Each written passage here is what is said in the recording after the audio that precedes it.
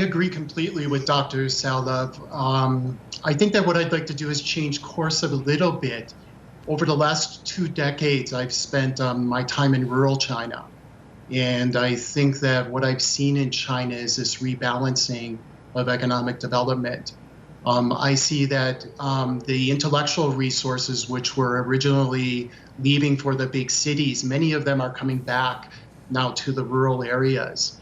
And places like Yunnan, where I live in Dali, you see an incredible influx of intellectual resources coming here. And I think I've seen that throughout rural China.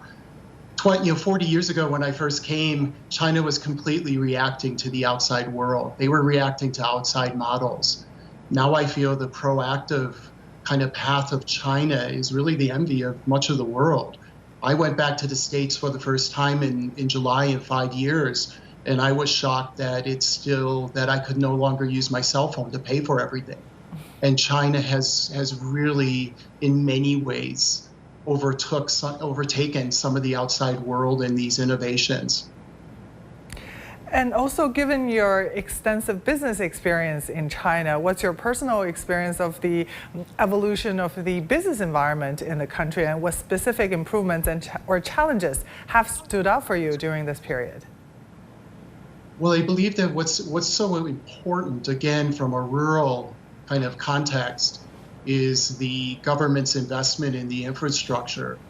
In the most remote areas of a province like Yunnan, I still have 5G. I still have some concrete, roads connecting me. I still have access to high-speed trains and new airports.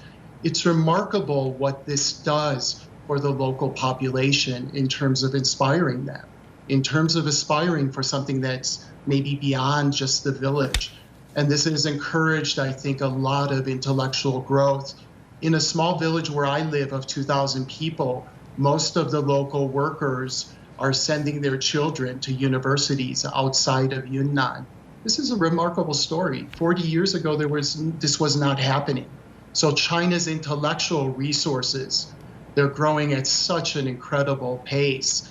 And the rural areas are becoming increasingly attractive, where many of those resources are returning to these areas, and you're seeing a rebalancing of economic development.